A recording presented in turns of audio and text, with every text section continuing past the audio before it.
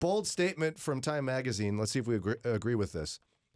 We have for generations been brainwashed to believe that productivity is morally superior to rest. I agree with that. I think it's ingrained deeply within us. Oh, yeah. And I think we have generations of Americans who, like, it's like religious. Like, resting is actually just not doing your paid job. It's doing lots of work around the house or something. Mm-hmm. And how should we feel about this? Well, as we go on here and looking at research in Time Magazine, someone at the University of Pennsylvania said studies have examined two concepts: relaxation anxiety and relaxation sensitivity. As in, they relate to the discomfort, boredom, or unease that people feel when they slow down. Daria. Yeah, I can relate to that. Like, some people actually have relaxation anxiety, which sounds like an oxymoron, but here's what happens when they slow down. They say, I'm going to relax now. And then they can't relax because all they can think about is all the productivity they should be doing. Yeah. That's you? You too, Lauren? Well, I have a funny example that happened yesterday. Oh, good. We were at dinner, sitting at dinner, not at dinner. We were at our house. I have children. We don't go out to eat.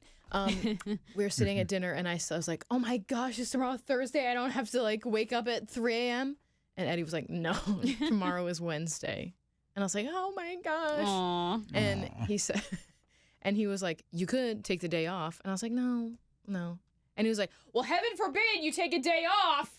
You never take days off. And I was like, why didn't you take a day off?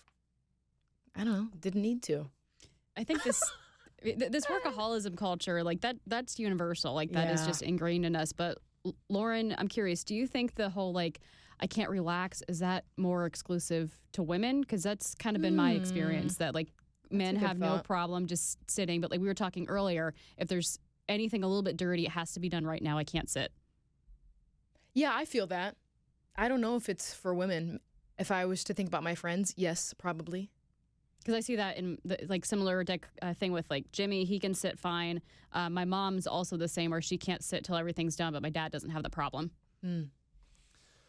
It's changed for me some over the years. Having 5 kids, there's always so many things to do that there really isn't much time to rest. In fact, Sarah and I have gotten into a pattern we just recognized where, let's just say I go out and mow the lawn, okay, which I do most days.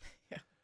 I'll come back inside and she'll be like, oh, hey, Brian, just so you know, when you were out there, I did the dishes, I loaded the dishwasher, I swept the floor, and I did this. And I'll be like, oh, thanks. She's giving you a little report so you don't think she's been lazy. Exactly. And then I'll do the same thing. Like if I just mowed the lawn, I changed the oil in the car. Yeah, when she gets home from work. Oh, hey, just so you know, this afternoon, here's what I did. And by the way, you hungry? I made your dinner. Yeah. Why do we do that? We actually just talked about it. Sad. We're like, why do we do this? Why are we giving each other reports of what we're doing, proving we're not being lazy, which the result is neither of us ever rests? Yeah. It would be good if it was like mutual list of jobs, things that one or the other of you will do. So you know, okay, the dishwasher's been emptied. Okay, great.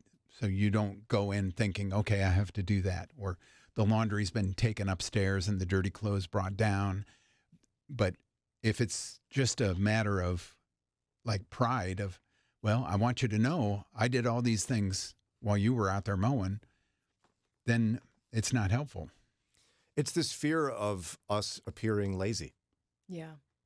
And as opposed to, being going, oh, hey, I just finished mowing the lawn. What you been doing? Resting. I was really overwhelmed today. Good.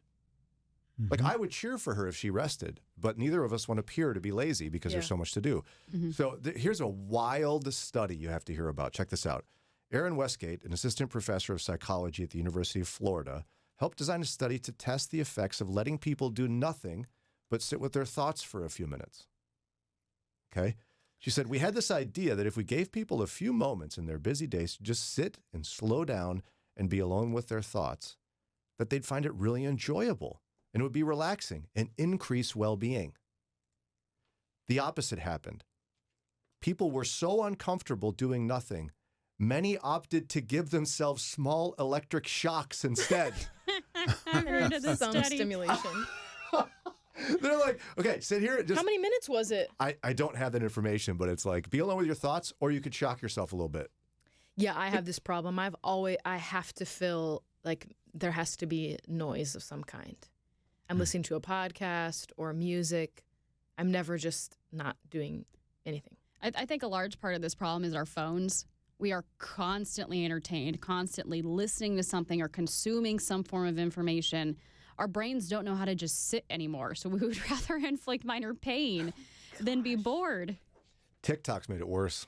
It really has. yeah. So they've done studies. So it used to be the average human attention span was about 2 minutes. It is probably less than 30 now, like 30 seconds. Oh, yeah. It is, and TikToks and Reels, you just keep swiping the endless scroll. People cannot focus on anything anymore. Well, no, if you even look at back in the olden days, the first time you'd see funny videos was on a show called America's Funniest Home Videos. Yeah. And if you go back and watch an episode, it's unbearable because there was only about like 8 videos. But they're long. They're long, and Bob Saget tells bad jokes between it. For a very long time, there's commercial breaks. Bob has funny jokes. He just comes out, he's like, hey, everybody, it's me, Bob Saget. It's America's Funniest Home Videos. Talk. Let's watch a video. And then, by the way, at the end, you're going to watch them all again. And then he goes into the audience and sits with somebody and talks to them. Yeah. And, So what did you think about that video? and now, if I don't have like 4 or 5 people falling down with no wind up, You don't need to know how they got into that position. You just it need to see them doesn't fall. matter Yeah. to me what you were Right. doing that caused you to trip. I would just like the actual trip and then the next one, please. And so I want a reel, and it's going to have to be like 20 seconds with about 50 people falling down, or I'm probably going to swipe. It's not good. I saw someone compare like the original Sesame Street intro, which is like the sustained shots for like 30 seconds or more. And it's just very like relaxing or bringing you into this world. The current Sesame Street intro, so it's starting with like children, literally does not stop moving. The background is animated. It's constantly changing. Like there is no time to understand what's going on or focus on anything. Wow. Think about even sitcoms. Remember, there used to be like a full-length theme song, 2.5, 3 minutes. Yeah, with think about the just Full House funny theme song. clips. Everywhere you look, everywhere. And it's the same one every week, and we sang along. Yeah. But you can't have those anymore. It's too much. Too It's long. just a sting now, and then right into it. And see, like we can be, it's obvious God made rest. He invented it in the very beginning. We're called to rest. Jesus rested. But there's something about we can't do it. We'd rather shock ourselves with small electric shocks than rest. So it actually talks about in this piece here, like there's a neurochemical process that actually happens when you legitimately relax. The Lord designed our bodies this way. Check it out. Specifically speaking, relaxation just means activating your parasympathetic nervous system, the one that handles bodily processes you don't think about, like breathing and digestion, instead of your sympathetic nervous system, which is in charge of your stress response. You can elicit that physiological state in any activity that involves single, pointed focus while setting aside intrusive and unrelated distractions. So like I would say, you could activate your parasympathetic nervous system by crocheting, doing one activity. I don't think it necessarily means nothingness. Mm-hmm. Or even like, for a Christian, it could be just reflecting on your day. Maybe putting together a crossword puzzle. Right. My mom was all about Sudoku for a long time. Or a jigsaw puzzle. That can cause you to slow down. For a while, for me, what it was, I've been busy lately, but I would go in my garage and tinker with like pieces of wood and saws and things. And it would be an activity where an hour would go by and I'd go, oh, it's been an hour? Mm-hmm. That's where I knew I'd actually relax. But I have to actually coach myself I find myself so in a stress response that my shoulders are tense and up. Mm-hmm. Mm-hmm. I had a period of time where I'd be walking into work and I'd have to go, all right, Brian, breathe. Okay, relax your shoulders. Be like, oh, I've been walking around with my shoulders all tense. Yeah. Mm-hmm. Like, it's not good, guys, that we're, as followers of Christ, not able to rest. Like Sarah and I are going to work this weekend on not giving each other our accomplishment list when the other one does something.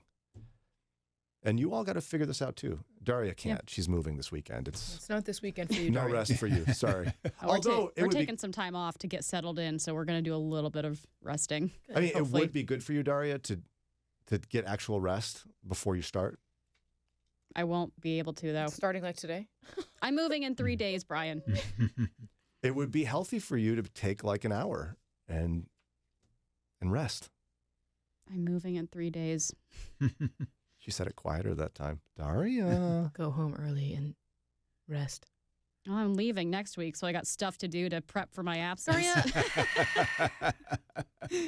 Daria, just take 30 minutes and you could just listen to music and sit in the sunshine.